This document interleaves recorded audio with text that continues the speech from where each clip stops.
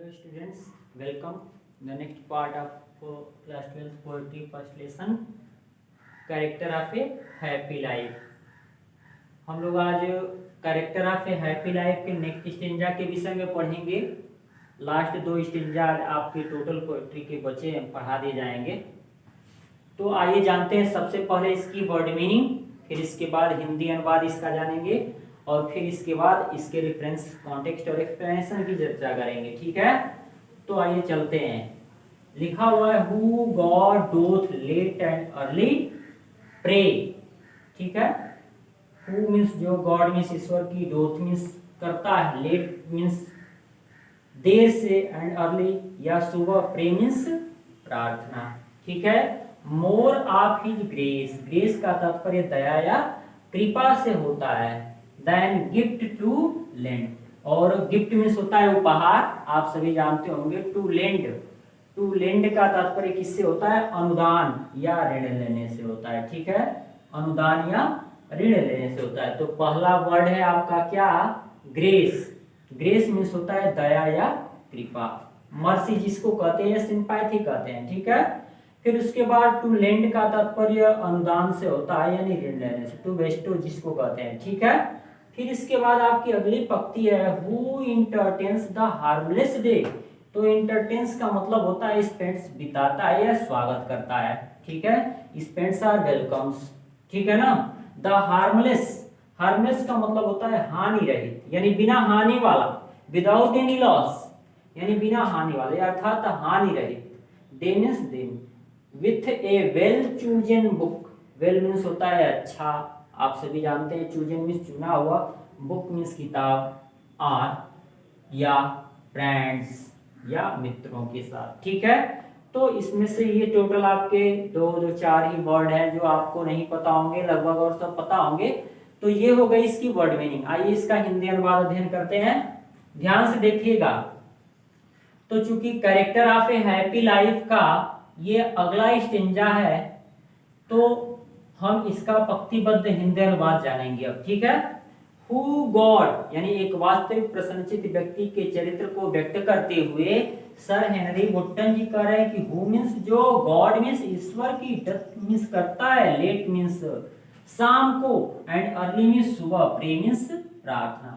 यानी एक वास्तविक प्रसन्नचित्त जो व्यक्ति होता है, जो अपने जीवन में वास्तव में प्रसन्नचित्त होता है, वह ईश्वर की सुबह और शाम प्रार्थना करता है, या देर सवेर। लेट एंड अर्ली का मतलब क्या हो जाएगा? देर सवेर भी हो सकता है। तो एक वास्तविक प्रसन्नचित्त व्यक्ति के चरित्र को व्यक्त करते हुए सर हेनरी वुटन जी कह रहे हैं कि एक वास्तविक प्रसन्नचित्त व्यक्ति सुबह और शाम या देर सवेर ईश्वर की प्रार्थना करता है। किस लिए करता है? More of his grace than gifts to land.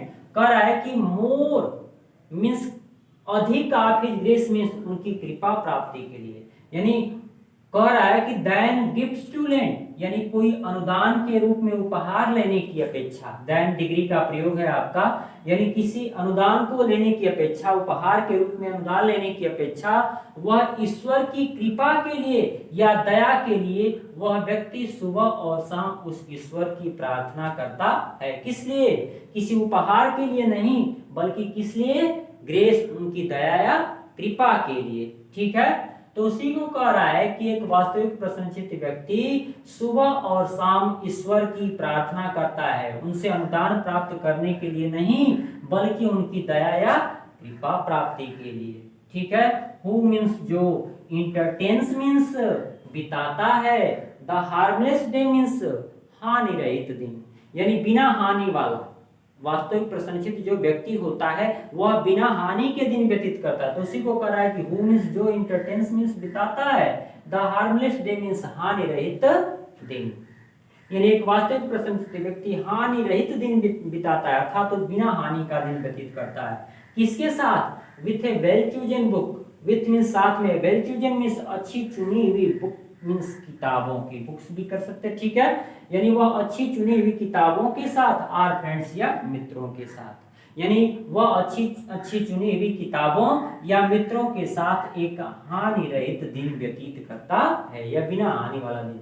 तो लाइन बाय लाइन देख लेते हैं। who got doth late and early prey, एक वास्तविक प्रसन्नचित्त व्यक्ति के विषय में बताते हुए सर हेनरी वुटन जी कह रहे हैं कि वह वास्तविक प्रसन्नचित्त व्यक्ति जो ईश्वर की सुबह और शाम या देर सवेर प्रार्थना करता है, more of his days than gifts to lend, यानी उनसे कोई अनुदान के रूप में उपहार प्राप्त करने की अपेक्षा उनकी दया प्राप्ति के लिए वह प्रसन्नचित्त व्यक्ति ईश्वर की सुबह और शाम प्रार्थना करता है। Who entertains the harmless day with well chosen book or friends, जो अच्छी अच्छी चुनी हुई किताबों और मित्रों के साथ बिना हानि वाला अर्थात हानि रहित दिन व्यतीत करता है। ठीक है, अब हम लोग इसके अगले स्टेंजा की चर्चा करेंगे।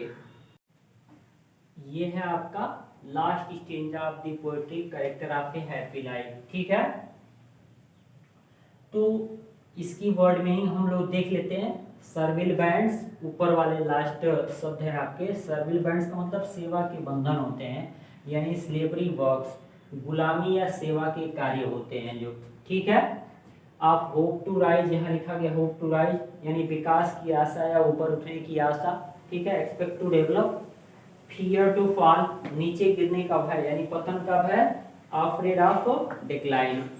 ठीक है, तो ये था आपका लॉर्ड ऑफ हिमसेल्फ। लॉर्ड में स्वामी, आप जानते हैं, हिमसेल्फ में स्वयं होता है। दो मीन्स होता है यद्यपि, ऑल दो मीन्स यद्यपि होता है। ठीक है, दो नॉट ऑफ लैंड्स मीन्स भूमि होती है, एंड हैविंग नथिंग, और कुछ भी न होते हुए भी, हैव का तात्पर्य होने से होता है। ठीक है, ही हैथ ऑल, उसके पास सब कुछ होता है। हैथ आपको ऊपर मिला था, हैथ का तात्पर्य हैज से होता है। ठीक है, तो आइए चलते हैं इसके हिंदी अनुवाद पे। ध्यान से देखिएगा, इस कविता की अंतिम पंक्ति में या अंतिम स्टेंजा में कह लीजिए, अंतिम स्टेंजा में एक वास्तविक प्रशंसित व्यक्ति के चरित्र को व्यक्त करते हुए सर हेनरी वुटन जी कह रहे हैं कि this man is free from servile bands. This means यह, मैन मीन्स आदमी, इज मीन्स होता है, फ्री मीन्स स्वतंत्र, फ्रॉम मीन्स से, सर्विल मीन्स सेवा के या गुलामी के, बैंड्स मीन्स बंधनों से। ठीक है, अर्थात यह व्यक्ति गुलामी के बंधनों से स्वतंत्र होता है या मुक्त होता है। ठीक है, उसको कह रहा है कि एक वास्तविक जो प्रसन्नचित्त व्यक्ति होता है वह किसी के गुलामी में रह करके, किसी के तहत रहकर, किसी के नीचे रह करके कभी कोई कार्य नहीं करता है। उसी को कह रहा है कि वह गुलामी के बंधनों से स्वतंत्र होता है। तो उसी को कह रहा है कि दिस मीन्स यह, मैन मीन्स आदमी, इज मीन्स होता है, फ्री मीन्स स्वतंत्र, फ्रॉम सर्विल बैंड्स मीन्स सेवा के बंधनों से, यह व्यक्ति सेवा के बंधनों से मुक्त होता है या स्वतंत्र होता है। अगली पंक्ति में कह रहे हैं कि अगर वह ऊपर उठता है या ऊपर उठने की उसे आशा होती है तो वह नीचे गिरने के भय से भी डरता नहीं है। वह जानता है कि अगर मैं सही कार्य करूंगा तो उठूंगा और अगर कहीं मिस्टेक हो जाएगा तो नीचे गिरूंगा। तो उसी को अगली पंक्ति में कह रहा है कि आप होप टू राइज, उसे विकास की आशा होती है। ठीक है, और वह विकास की आशा करता है, और फियर टू फॉल, या भय के मतलब पतन के भय से कभी भयभीत नहीं होता है। अर्थात तो उसे न ही ऊपर उठने की आशा होती है और न ही उसे नीचे गिरने का भय होता है। ठीक है, आप होप टू राइज, उसे न तो ऊपर उठने की आशा होती है, वो तो स्वयं अपने कर्मों से उठ जाएगा, जानता है, इसलिए कह रहा है कि आप होप टू राइज, उसे न तो ऊपर उठने की आशा होती है, आप आर फियर टू फॉल, और न ही उसे नीचे गिरने का भय होता है।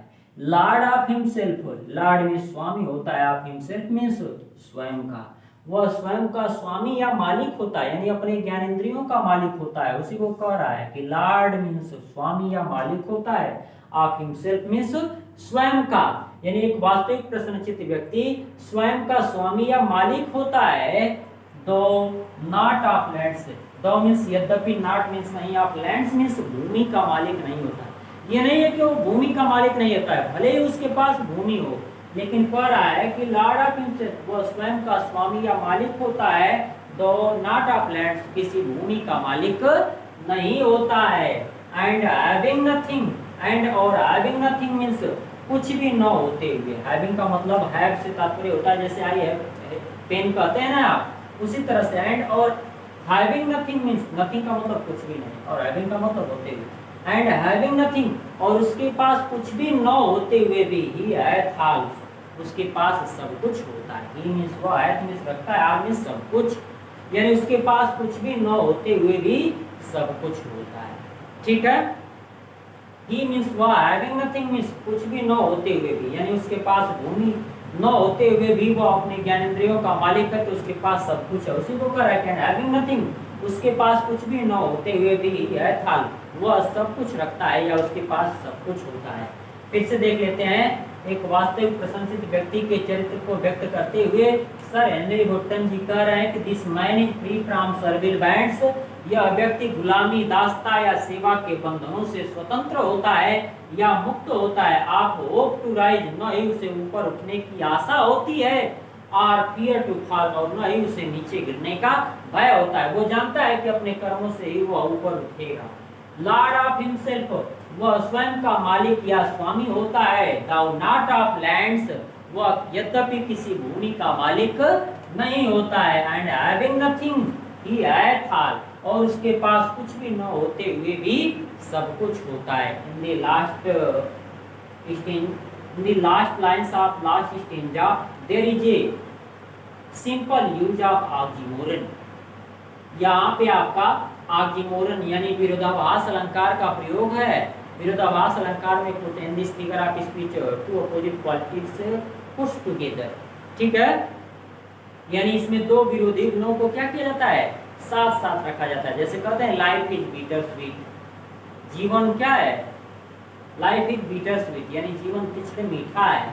तो उसी तरह से कह रहा है कि एंड हैविंग नथिंग, उसके पास कुछ भी न होते हुए भी है थाल, उसके पास सब कुछ होता है। ठीक है, तो ये थी this man is free from servile bands, यह व्यक्ति सेवा के बंधनों से मुक्त या स्वतंत्र होता है। आप होप टू राइज और फियर टू फॉल, न तो उसे ऊपर उठने की आशा होती है और न ही उसे नीचे गिरने का भय होता है। लॉर्ड ऑफ हिमसेल्फ, वह स्वयं का स्वामी या मालिक होता है। नॉट ऑफ लैंड, यद्यपि किसी भूमि का मालिक नहीं होता है। एंड हैविंग नथिंग, ही है थाल, और उसके पास कुछ भी न होते हुए भी सब कुछ होता है।